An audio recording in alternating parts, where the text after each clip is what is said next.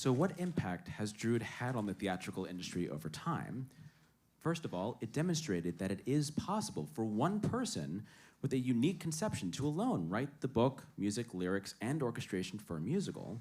Now, don't get me wrong, collaboration is often a very good thing, serving as a checks and balances system for each of the creative excesses.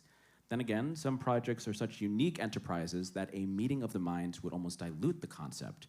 The thought of setting an unfinished mystery by Charles Dickens within the frame of a motley English music hall company and allowing the audience to affect the outcome of the evening was a daftly improbable idea, best conjured by the one person who could imagine what it might look like functional. So, if Rupert was presented with a problem, there was no bickering within the writing and composition team, unless he's arguing with himself, in which case that's a whole other story. But this resulted in some very fast turnarounds in a time bind. Rupert could write a new opening number in one day, and while Graziella Danielle, choreographed it with the rehearsal pianist playing from his handwritten sheet music, it would go into the show in less than 48 hours.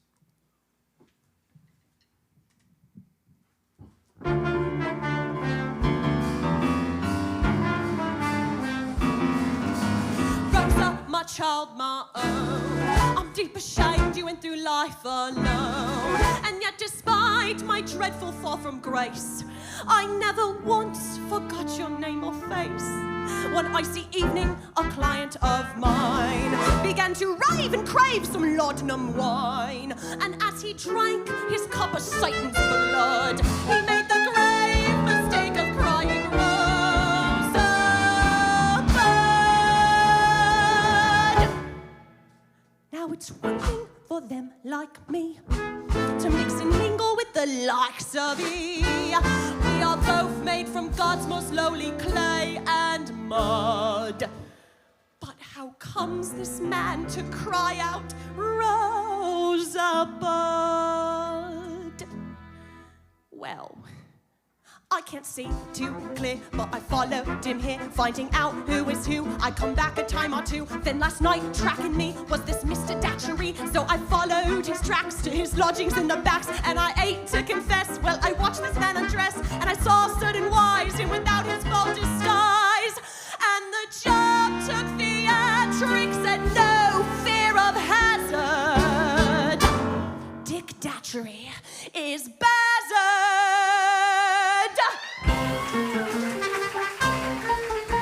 Yes, it is I gladly reveal my joy in telling all I cannot conceal.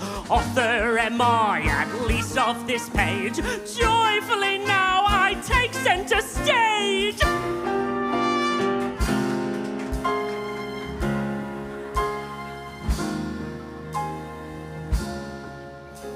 My motive in taking this part was to hone even further my art. My theatrical bent and a costume that's lent let me strive for what's deep in my heart. A chance for some public acclaim, just a shred of a second to fame. As a playwright, a plot to unravel should not pose a problem much harder to tame. This was my greatest audition, 2 decent roles at one time. Finally some recognition, staging the scene of the crime. Going out on a limerick, out on a limerick, out on a limerick, yeah.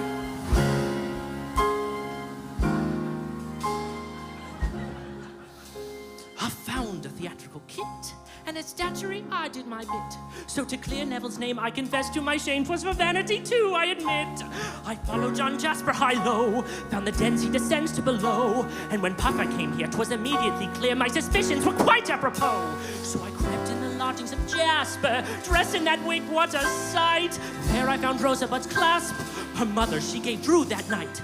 Jasper took it from Ned after hurling him dead for the weir of a bed, I suppose. Telling that Datchery knows, and the proof is quite clear that it's bring Jasper here to be tried and then tied up and strung. And from this limerick, let him be hung.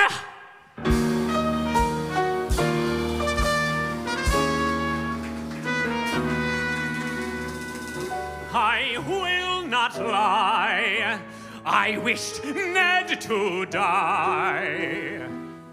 Twice dead am I.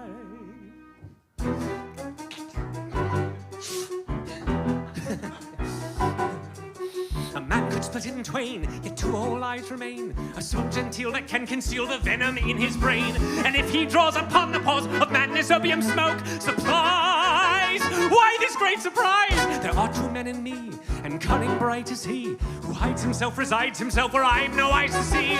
And now I think he's at the brink of breaking through the door. I'm in, he's out, I'm out, he's free, I'm free, I'm me once more. How many times I've killed that Drood upon my flights that burst the smug presumption of his rights.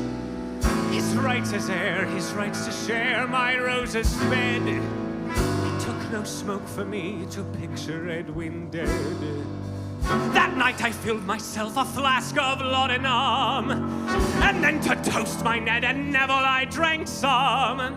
That's when my greatest flight of fancy did take place. I watched my hands outstretched towards Edwin's pale white face, and in the moonfall I saw my fingers clutching his neck so tightly, touching my sleeve, he fell so lightly. Moonfall then fell on me.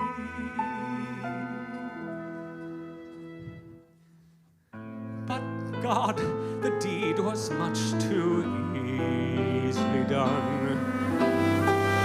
As much as over once it had begun.